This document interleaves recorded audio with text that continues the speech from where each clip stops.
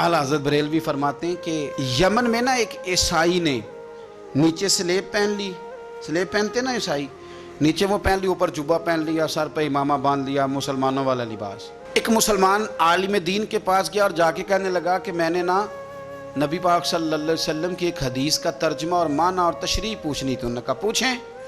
कहने लगे ये जो तिरमिज़ी में हदीस है, हुजूर ने फरमाया इत्तकू फिरासतिल मोमिन फ़इन्नहु यंज़ुरु बिनूरिल्लाह औ कमा क़ाल सल्लल्लाहु तआला अलैहि वसल्लम।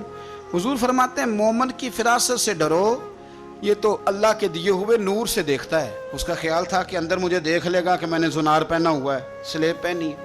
कहने लगा इस हदीस का क्या तर्जमा है? तो आलिम दीन ने ना तर्जमा भी बताया, तशरीह भी की। वो हंस के दूसरे आलिम के पास चला गया, उनसे जाके भी तर्जमा पूछा, उन्होंने भी अपनी फ़हम के मुताबिक, इल्म के मुताबिक तर्जमा बताया। फिर तीसरे के पास, चौथे के, 7 उलमा के पास गया। ये करते करते बगदाद शरीफ पहुंच गया और पहुंच गया हज़रत जुनैद बगदादी की खिदमत में। कहने लगा हुजूर इस हदीस का क्या तर्जमा है कि तकू फिरासतिल मोमिन फ़इन्नहु यंज़ुरु बिनूरिल्लाह, कि मोमिन की फिरासत कल्बी से डरो, वो अल्लाह के नूर से देखता है। तो आप फरमाने लगे इसका तर्जमा ये है कि ये जुब्बा उतार और नीचे तूने स्लेब पहनी है, वो तोड़ और कलमा पढ़ के मदीने वाले का गुलाम बन जा सल्लल्लाहु अलैहि वसल्लम। ये तर्जुमा है इसका। अब वो उसने कलमा भी पढ़ लिया, मुसलमान भी हो गया, स्लेब भी तोड़ दी, बात मान भी गया। लेकिन वो कहने लगा हुजूर वो 7 उलमा जिनके पास पहले गया हूं, शायद मुझसे को पूछे तो मैं कह दूं कि वो पढ़े ही नहीं, वो मेहनत ही नहीं करते। माज़अल्लाह, हमारा तो ये लबो लहजा होता है, वो जी मैं नेक पढ़ा हूं। हम तो दूसरों की नफी करने का माना अपने आप का इस बात समझते हैं।